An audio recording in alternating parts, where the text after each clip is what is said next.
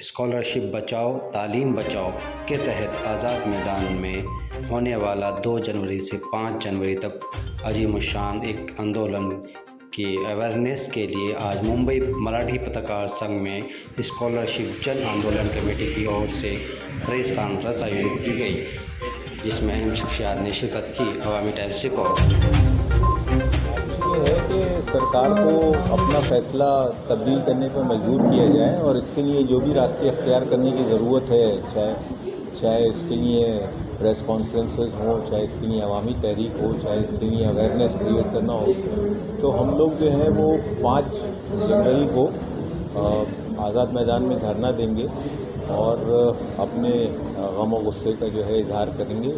और उसके ज़रिए जो है उसके बाद फिर हम गवर्नर साहब से मुलाकात करेंगे, रियासती वज़ीर तालीम जो है दिलीप केसरकर, उनसे मुलाकात करेंगे और सेंट्रल गवर्नमेंट तक अपनी बात पहुंचाएंगे और जो गरीब तलबा हैं उनकी स्कॉलरशिप को किसी न किसी शक्ल में जारी रखने की हर मुमकिन कोशिश कर रहे हैं। और बहुत सारे NGOs की हमें उनको उनकी सहायता मिलेगी, लेकिन 5 तारीख का जो धरना जो होगा, जो प्रोटेस्ट होगा, उनमें कम से कम 1000 लोग, कम से कम 1000 लोग आने की संभावना है और उसके लिए हम कोशिश करेंगे।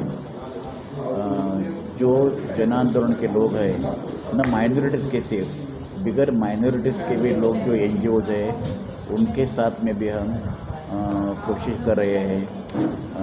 संविधान बचाओ समिति है, इंटेलेक्चुअल्स फोरम है, अलग अलग तबके के लोग हैं, उनके साथ भी हम कोशिश करते हैं। और सब लोगों को इतनी दिलचस्पी है, लेकिन ये तो माइनॉरिटी स्कॉलरशिप का हमने लिया, क्योंकि माइनॉरिटी की इसमें स्कॉलरशिप जनरल आंदोलन कमेटी है, हमने बात ये माइनॉरिटीज़ की, लेकिन इसमें शेड्यूल कास्ट, शेड्यूल ट्राइब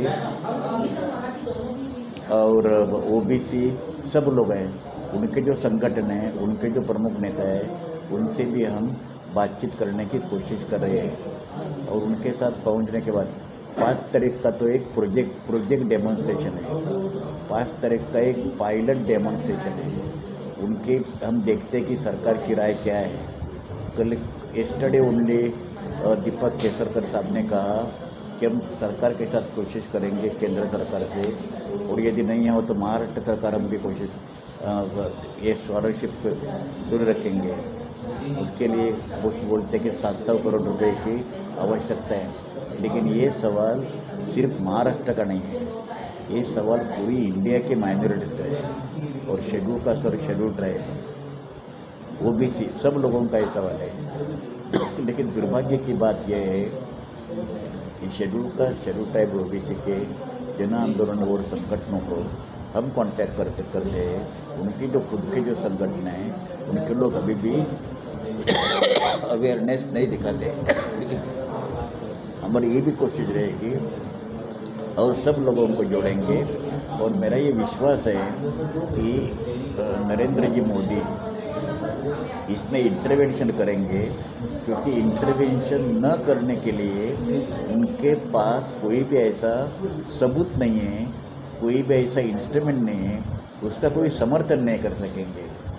और मुझे मालूम नहीं ये जो निर्णय लिया है वो निर्णय कैबिनेट का है या स्मृति ईरानी मैडम ने खुद का निर्णय है, ये भी हमें नमस्कार। और कोशिश वही रहेगी कि कितने जनों को हम जुड़ सकते हैं इस कैंपेन में, क्योंकि इसमें नुकसान बच्चों का होने वाला है और इसके लिए कोशिश रहेगी। पहली शुरुआत है, जैसे हम बोलते हैं ना, ट्रेलर है 5 तारीख को, उसके बाद जो आगे उसको किस तरह से बढ़ाना है, लोगों के बीच में बात करना है, पर्टिकुलरली बेनिफिशियरीज जो है उनका नुकसान होने वाला है, खास करके उनको कैसे कैंपेन करके उनको एजिटेशन के मोड़ पे रास्ते पे उतारना है, इसके बारे में बिगिनिंग से वो स्ट्रैटेजी होगी। आपके इस आंदोलन के साथ जो टीचर्स है या कॉलेजेस के लोग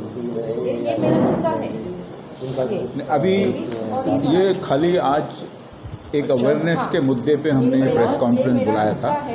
बाकी जो अलग अलग क्षेत्र के लोग हैं, अलग अलग ग्रुप्स है, जैसे टीचर्स हो या पेरेंट टीचर एसोसिएशन हो, प्रिंसिपल्स हो, उनके बारे में फिर हमारी जो जन आंदोलन की टीम है उनसे मिल के उनको बात करके उनको कैसे मोटिवेट करना है इस कैंपेन में उतरने के लिए हम कोशिश करें। आज की प्रेस कॉन्फ्रेंस आप देख रहे हैं कि सरकार हम देख रहे हैं कि मोदी सरकार जब से आई है रोज़ाना कुछ न कुछ नए ऐसे धक्के आम पब्लिक को लग रहे हैं।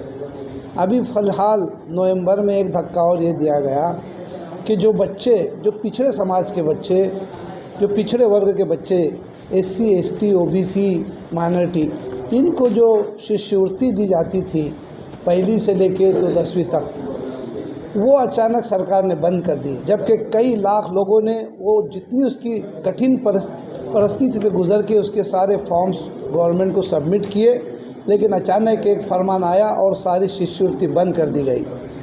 हम लोग पहले ही जानते हैं कि ये जो कुछ भी अमाउंट लोगों को मिलती थी, ये अमाउंट से वो बच्चे अपनी छोटी मोटी ज़रूरतों को पूरी करके स्कूल में जाते थे। पहले हम देख रहे हैं कि BMC और गवर्नमेंट की जिला परिषद की जो शालाएँ हैं उसमें बहुत ज़्यादा ड्रॉप आउट हो रहा है, बल्कि वहाँ क्लासेस कम हो रहे हैं और वहाँ के शिक्षकों को कम किया जा रहा है।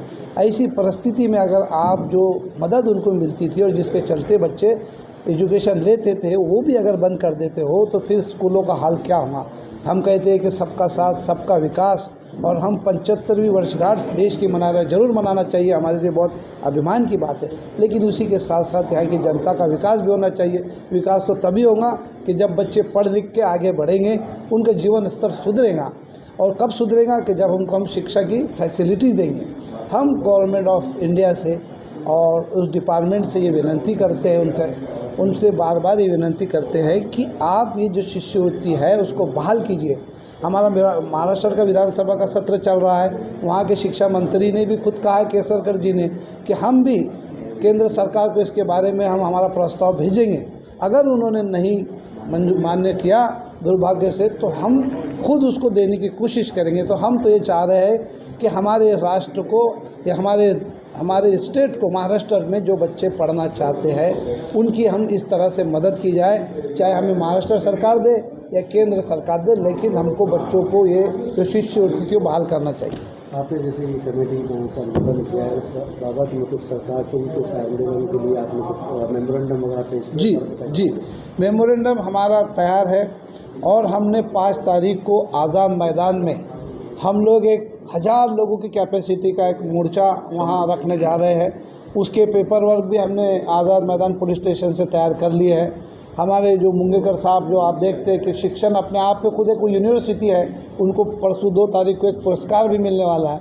उन्होंने एक बहुत ही अच्छा निवेदन माननीय राज्यपाल जी को देने के लिए बनाया है, तो वो निवेदन हम उनको भी देंगे, हम पंतप्रधान ऑफिस को भी भेजेंगे, और जो इसकी मिनिस्टर है स्मृति ईरानी जी, उनको भी हम भेजेंगे।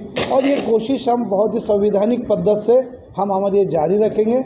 और जो मोर्चा होगा आज़ाद मैदान में, हम जो लोग इससे अफेक्ट हुए हैं, जो लोगों पे ये इसका शिक्षण के ये शिष्यवृत्ति का असर हुआ है, हम सारे मुंबईकर वासियों से हम अपील करते हैं कि वो इस आज़ाद मैदान में होने वाले हमारे इसमें बहुत ही शांतिपूर्वक तरीके से आए, अपनी हाजिरी लगाए। हम उसको पूरा, अगर कोरोना के कोई प्रतिबंध लगते तो उसका पूरा प्रोटोकॉल रखते हुए, मास्क लगाते शांतिपूर्वक तरीके से वो हमारा मुक्त मोर्चा या साइलेंट जो हमारा प्रोटेस्ट वो हम 5 तारीख को करेंगे। Thank you.